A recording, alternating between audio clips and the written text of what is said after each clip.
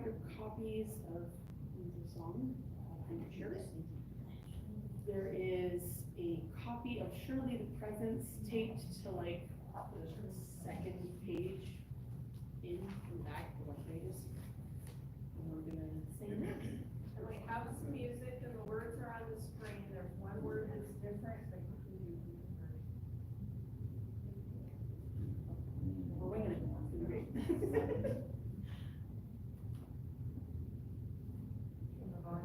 Wait, here is it.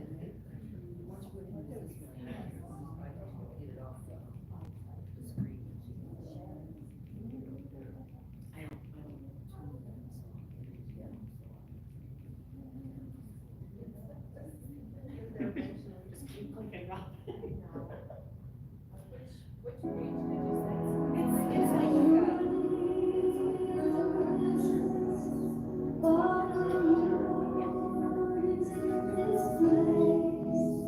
I can feel his mighty power and his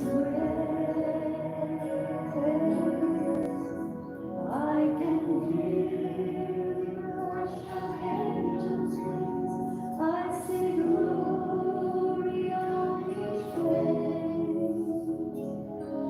Surely the presence of the Lord is in this place.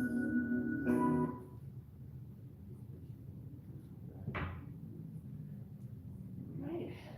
All right. Good way to just get us all here.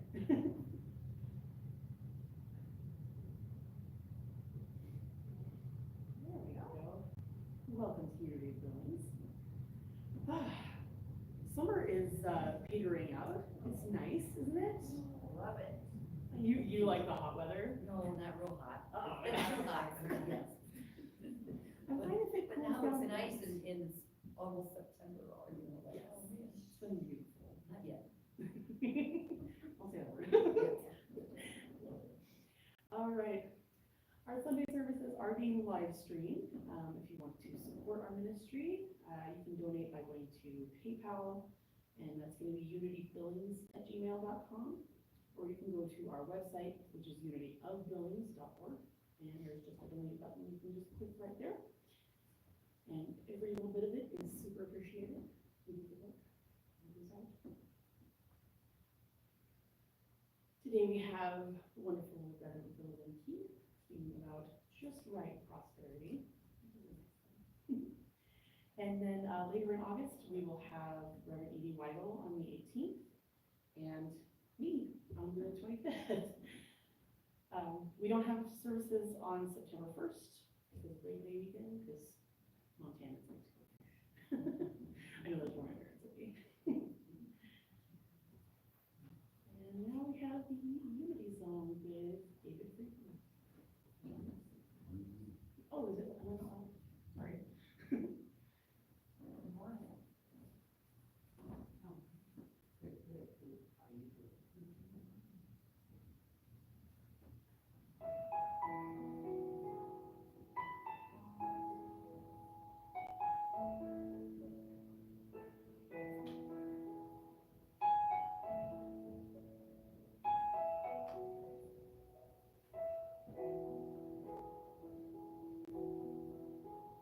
Every prayer is answered, every prayer is heard, every thought and feeling, every spoken word, what your soul has longed for, what your heart can feel, is already here, is already real. There is no one out there is no one else. You hold all the answers deep inside yourself. There's a voice that whispers, there's no use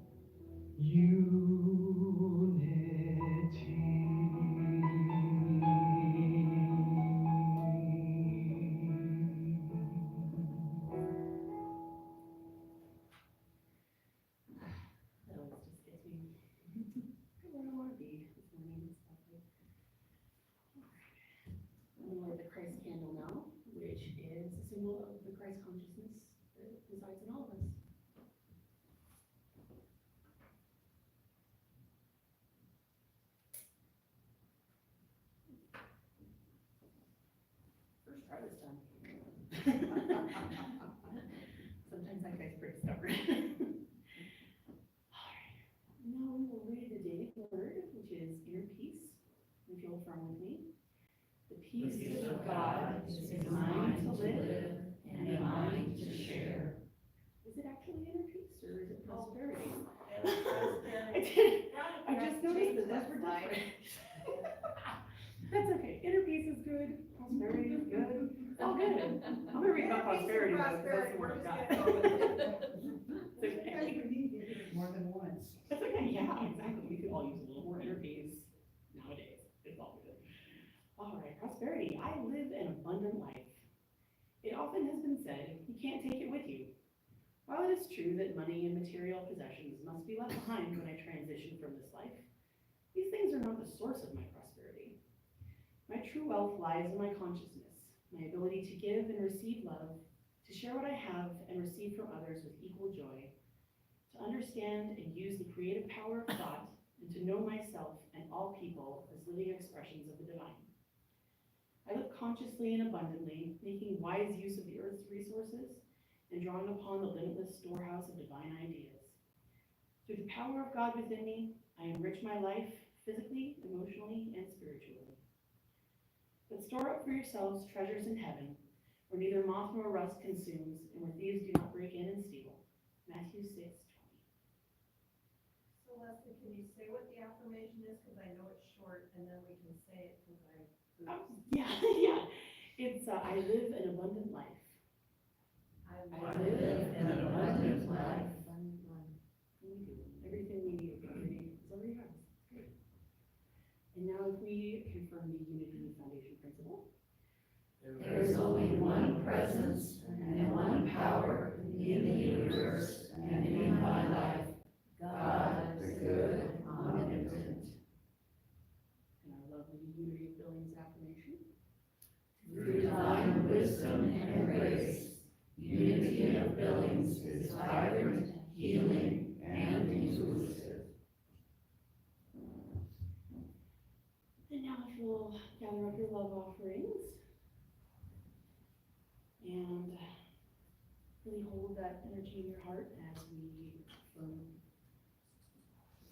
divine love Flowing through me, blesses and multiplies all that I am, all that I have, all that I give, and all that I receive. I am grateful. We have some music.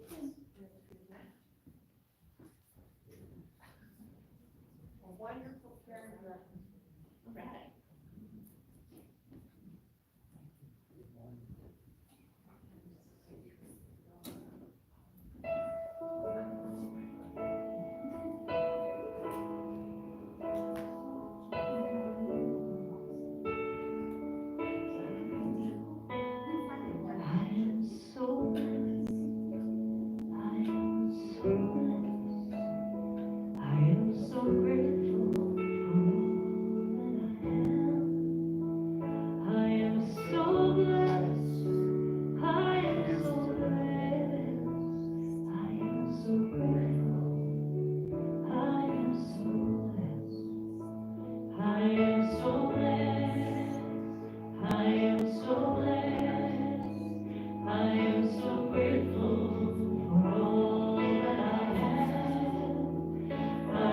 So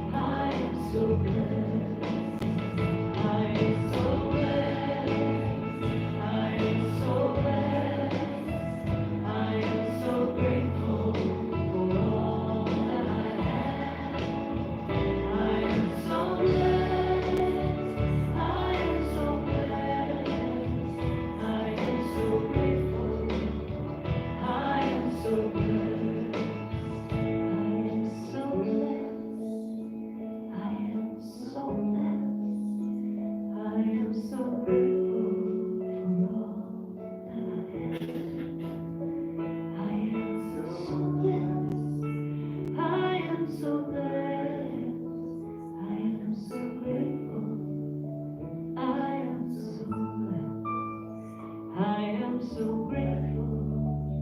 I am so blessed. I am so grateful. I am so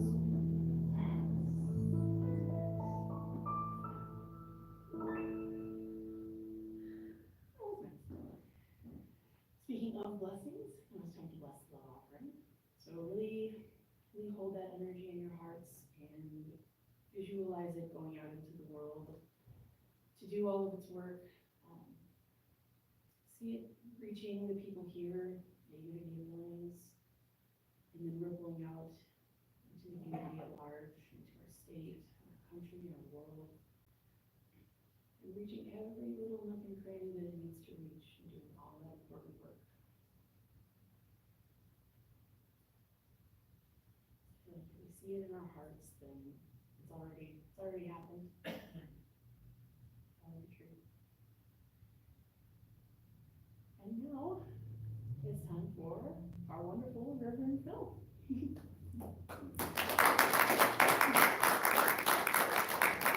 Well, yes, we are. How fun is this? Nice. Oh my gosh. This whole service is laid out right in front of me. Oh my gosh. That's the only way I can remember anything. Okay, so, with your permission? Let's see, how do we do this?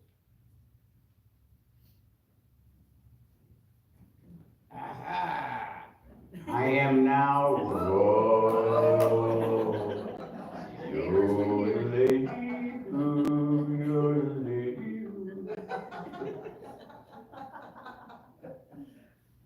Nice, let me get my water. We are 72% water. The Earth's surface is 72% water. That's a unity, I don't know what it is. It's a deal, isn't it? Okay. So I'm almost a drunken sailor today. When I was in ministerial school, they would give us topics. And if it was a topic that I was familiar with, I usually could do a pretty good talk. We were learning how to give talks.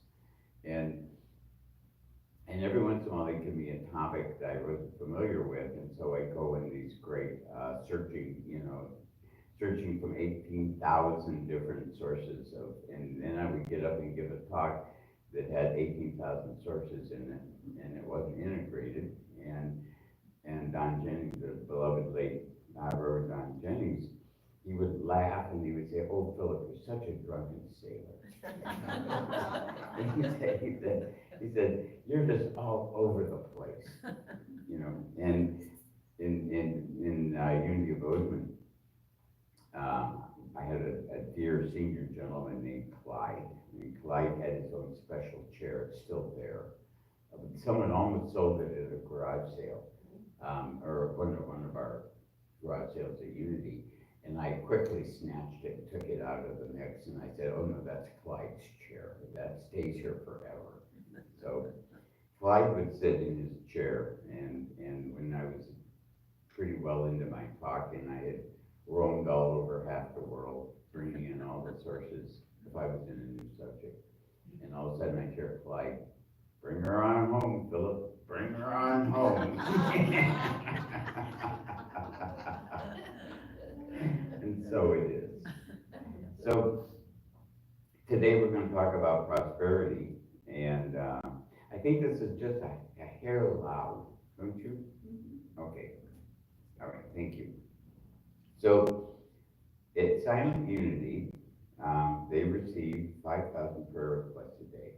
We're the largest prayer request ministry in the world. The World Council of Churches used to have a prayer ministry, and they gave us everything of theirs a couple of years ago because they said Unity does it the best of anybody. Isn't that a lovely affirmation of who we are and what we are and what we're up to? So of course, Silent Unity started in 1889 with Myrtle's healing. And as soon as she was healed, they became very aware that that was their mission in life, was to through love, through affirmative love, to therapeutically heal the world. Isn't that an amazing mission to have? That through the affirmation of love, to therapeutic means to make whole. Through the affirmation of love, to therapeutically make whole our world. That's what we're up to. Every one of us knows that's what we want in our own lives and what we want for everyone else. Everyone else. So Silent Unity, they've categorized 5 prayer requests that show up most often. And this is for us to think of too. The first is healing.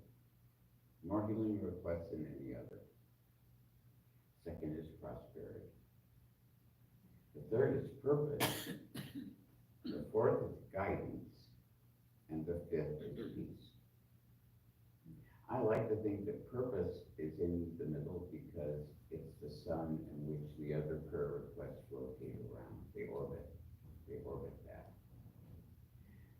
The fact that prosperity is the number 2, the most frequently asked for prayer request, tells us we should pay attention to prosperity. Yeah, it's important. It's important. Now, sort of as an aside, we do live in a world that has become increasingly materialistically inclined. And we understand that.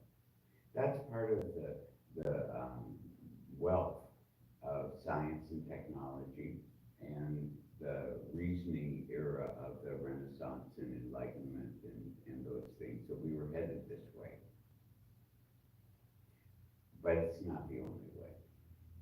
And it's not, it has its proper place. We need to understand how to take care of ourselves in our prosperity, in the movement of the goods and the materials of our lives.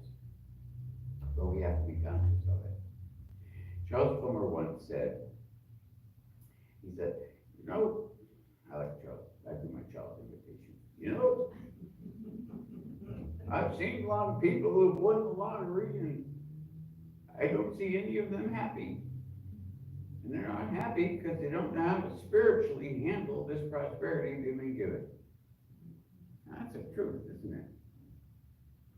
If someone gave you $1 million today, you go on one of the game shows. I'm a millionaire, what would you do with it? What would you do with it?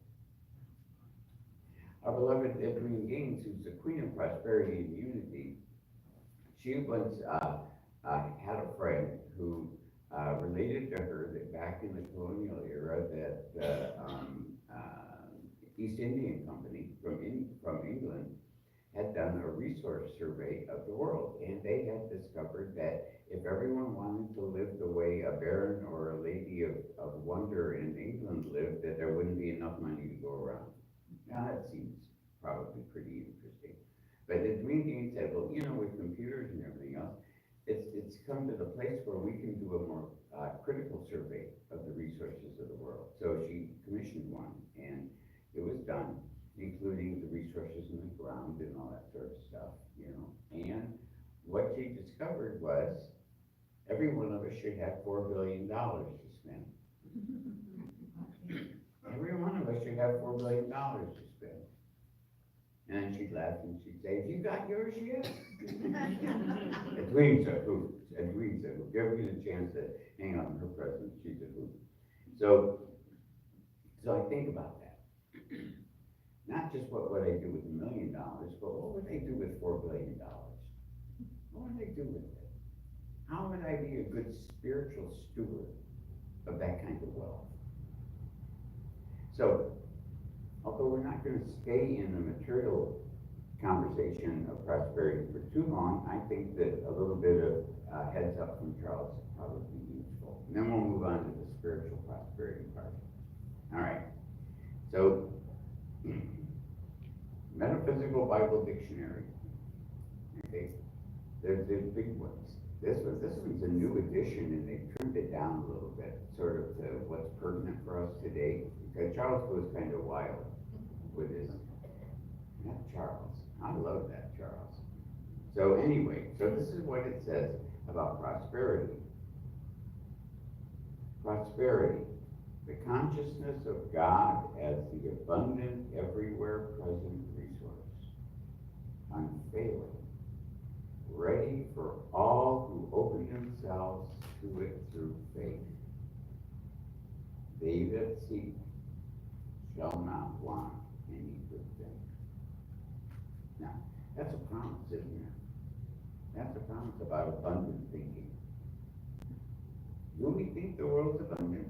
I do. Do we really think that each of us has $4 billion to spend? Well, I like to think we do. Now that's abundance, guys. You realize it would take me a long time to spend $4 billion, probably a lifetime. You know, one of the funny things my dad used to say to me, he said, Philip, you've done more with less income than any other human being I've ever met.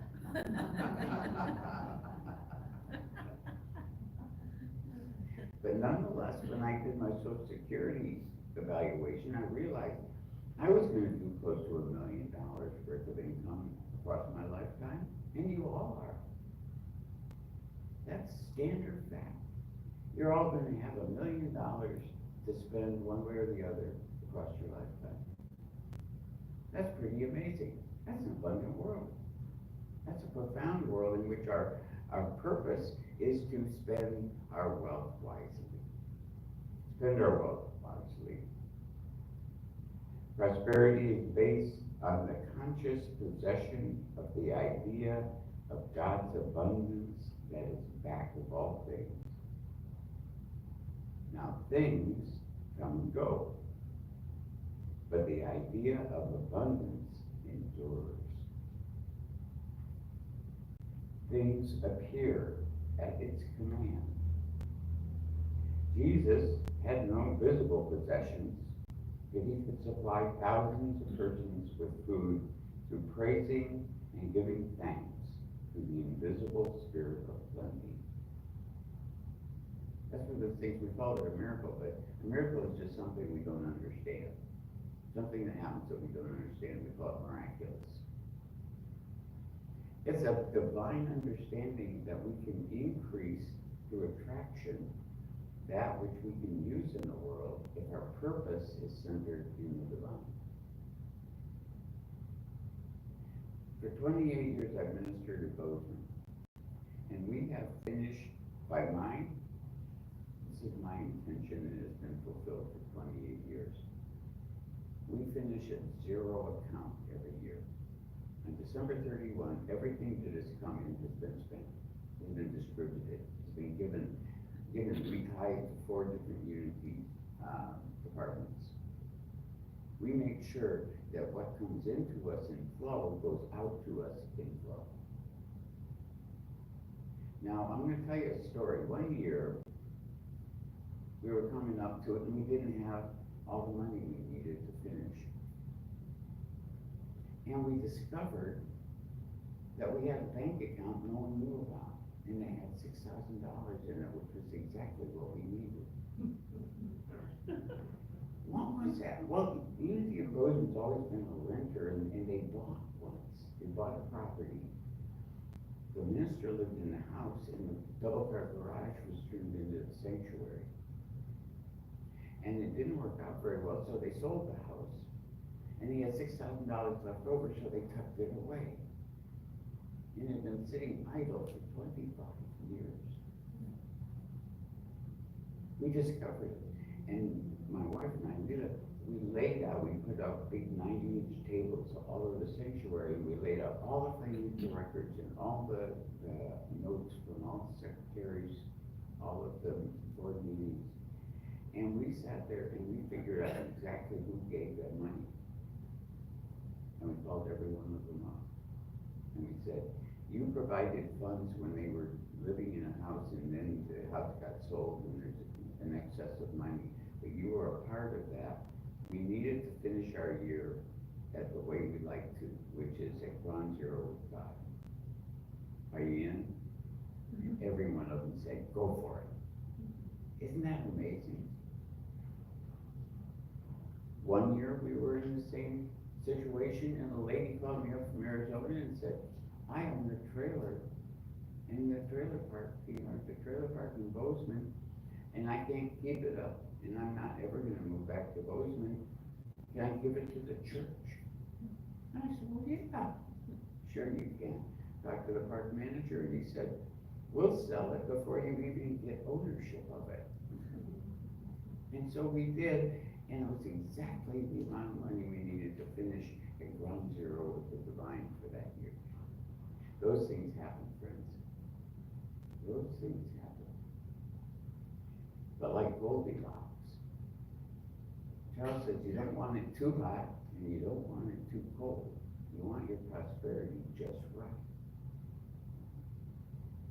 If you have too much prosperity and you have too many possessions, your possessions begin to possess you. Now you have to do maintenance on your possessions, and they can take up a lot of your time. And if you don't have enough, then you might fall into lack thinking.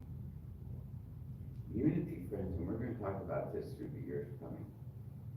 One of the core understandings of unity is that in a materialistic culture, lack thinking happens a lot.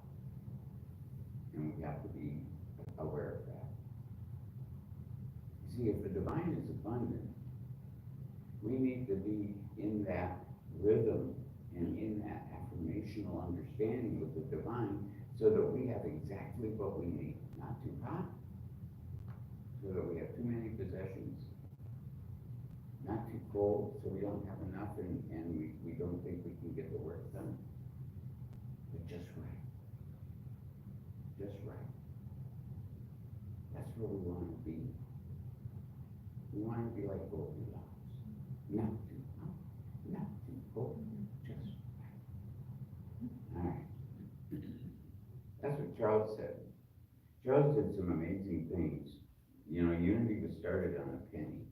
I don't know if you know that, but Charles was a real estate agent in Kansas City.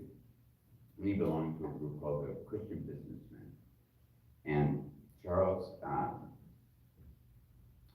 he started waxing eloquent after Myrtle's healing about what he thought unity could be. Now it started out as a prayer ministry for those who needed healing. Didn't have an overhead. But he wanted to publish really good affirmative spiritual material for the world. And he wanted an educational institution. He wanted Unity, the Unity Institute of Practical Christianity. That's what he wanted. So he would tell his business partners or his business friends, this is what I'm going to do. I guess they listened, kind of listened. But one of them was bold enough and sassy enough to say, well, Mr. Fillmore, you know, I think your idea is full of hokey, but you want it. So I'll tell you what, here's a penny, start your ministry. And Charles took that penny right down and opened the bank account with 1 penny. You could do that in those days, 1 penny. And then he started something called prosperity banks. He talked to people, these prosperity banks, you put dimes in, a dime at a time, dime at a time. There was a gentleman who was listening to Charles. His name was Mr. Rowland. His daughter, May Rowland, became the first director of Silent Unity at age 18. And she ran Silent Unity for 50 years. She was an amazing, May Rowland was an amazing person. She was raised in Unity. Her dad had a manufacturing, something, I don't know what he did. But he said, Mr. Fillmore, I believe in your mission and your purpose. And I believe that you are prosperous in mind. And I would see your idea and your dream brought to fruition. So he mortgaged his manufacturing company and he gave Charles Fillmore the money, and they bought an entire block of buildings. Tracy Street, still there. Unity still owns it. And a publishing company. Unity became the largest publishing company of spiritual material in the United States in the 1930s and 40s. That's a pretty big legacy, isn't it? It's a pretty big legacy. There was an auditorium where they held services. They started holding public services. And then the upstairs was all silent unity. All the people answering the phones and receiving the telegrams and the letters and answering them. And there were healing rooms, a whole bank of healing rooms. And Charles and Myrtle had the center ones. And then the people they had trained in healing were down the hall, down. The people from all over came to receive a healing treatment. The prosperity of Unity is in its mission. We're always playing with money, aren't we? There was a guy named Mr. Templeton, and he gave $10 million a year to Unity for it to run for years and years and years. And Unity got very used to having that money, and then he passed, and his son came, and he said, "I'll give you $2 million a year." Well, Unity's been scrambling a bit around finances and how to work with things, because that's quite a difference in income. But here we are, and we're still thriving, and we're still abundant, and our purpose of our abundance has not changed. Any of you know who Bell Hook is? No. Oh, well, I saw a biography at 1 o'clock in the morning on PBS on Bell Hook recently, and I couldn't sleep all night after watching this woman's life. It was a poet and a writer and a feminist and just an amazing moving power. Not many people know Bell Hook per se, but when you look, she knew everyone. She knew everyone, and they all loved her. So I'm going on a wild Bell Hook read. She wrote about 20 books, and they were all about love. All about love. That's the title of this book, All About Love. Stayed up last night reading, in preparation for my being able to love you better today, because we can. One of the things she says at the beginning of this book is that, well, she talks a lot about sentimental love that we claim, and the way we say we love things. You know, you ask a guy, what do you love? My Harley. You know, of course you do. Of course you do. But there's something about love. She said we don't have a really good working definition of love. Not at the heart of what it is. She said it's a verb, not a noun. It's an activity, not a concept. Something we do in the world. We meet each other honestly, trustworthy, sincerely, intimately, and then love happens. Now we fall in love with people, and that's one kind of love. But what happens when you just are the love? You are the love that loves this world and everyone in it. So she finally said that she did find a fairly decent definition of love that she could work with. And it came from Scott Peck's book, The Road Less Traveled. Interesting book. This is how Scott Peck defines love. It is the will's our activity part, right? The will to extend oneself for the purpose of nurturing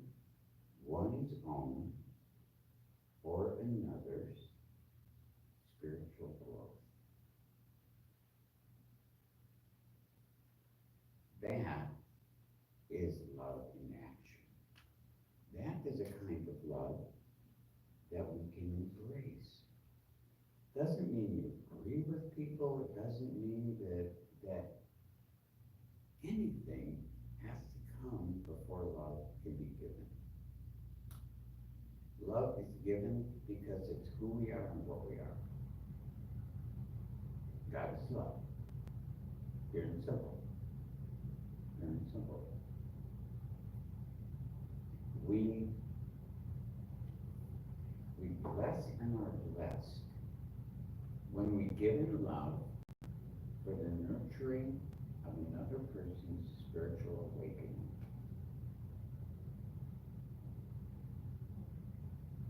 I'm going to give you one of my sweet little pieces here. This is seed piece. Because we live in a more materialistic society and we look to the natural world for our clues as to how the world works, we know that we plant seeds in our garden and then the sprout comes and then it goes into a plant, soon it flowers, and then it has seeds or fruit, has fruit. So we have this idea that something is constantly coming, and that is the fruit. But sometimes we get hung up on the idea that we have to grow into something else. When I get my next promotion, when I find my right partner, when I get the next degree, that's me, and when I get the next degree. So it's always out there in the future. Now, there's something good about striving, having goals, having ideas about the future. But if it leads you to a sense of lack in the presence, you're going to miss the boat. You see, what's present right now, thank you very much.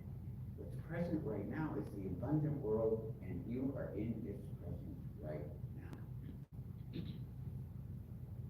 Everything you need for right now, I don't need $4 billion right now.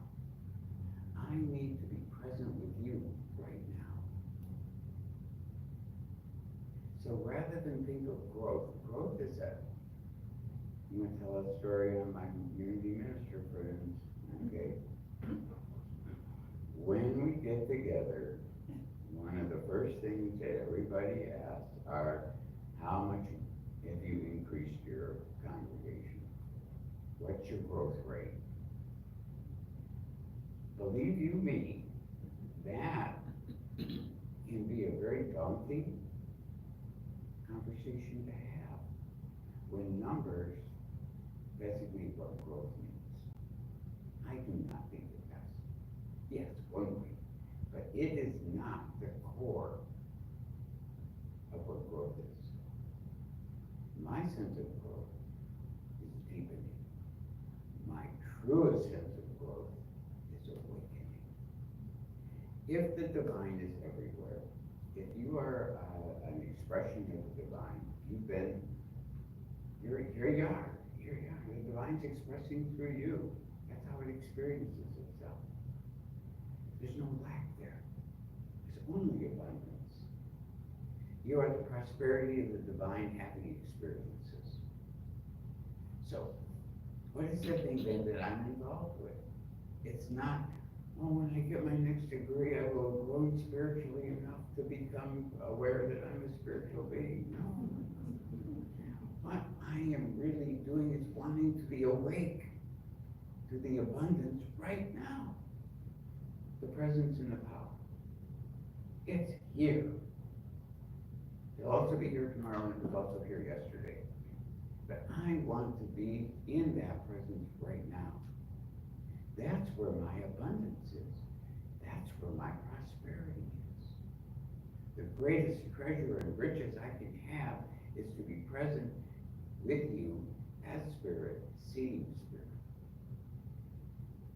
Namaste. The divine in me beholds the divine in you. And not just to do it as a polite, I go to India a lot. And my teacher in India started his last session with us by saying, namaste, and everybody, namaste, and he said, what do you think you just did? He said, were you just being polite? Or were you really meaning it?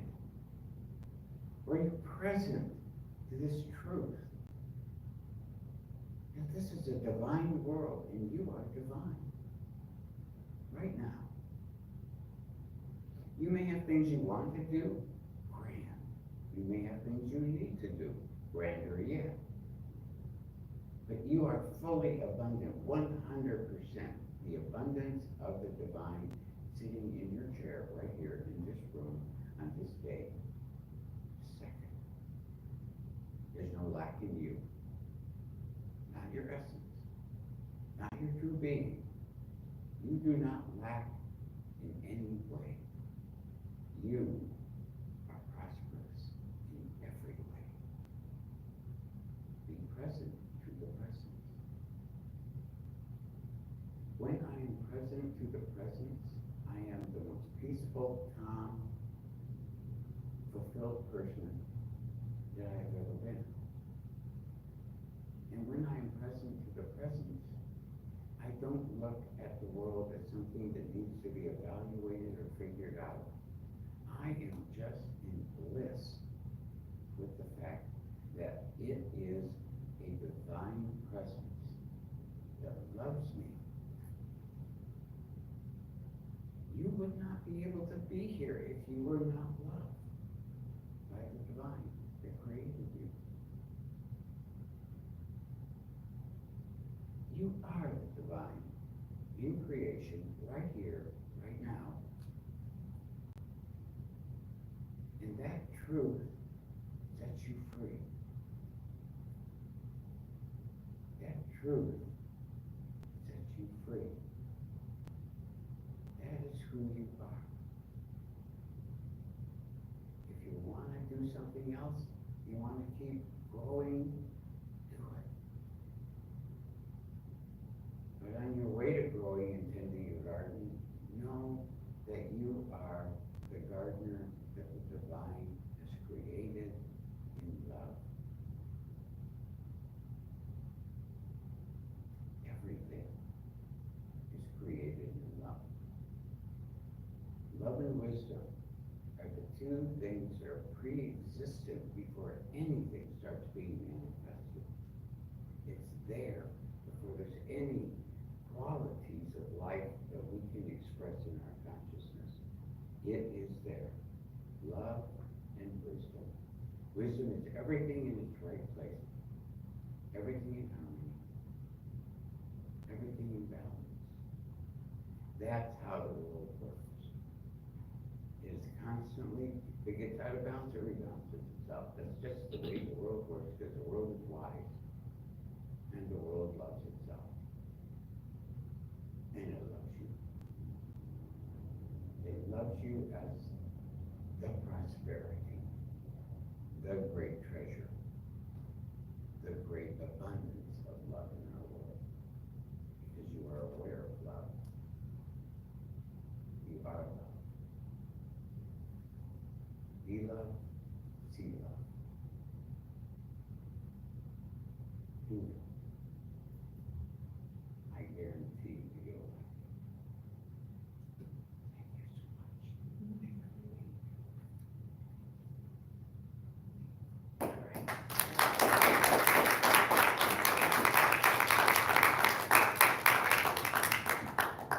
Guys make me awfully happy.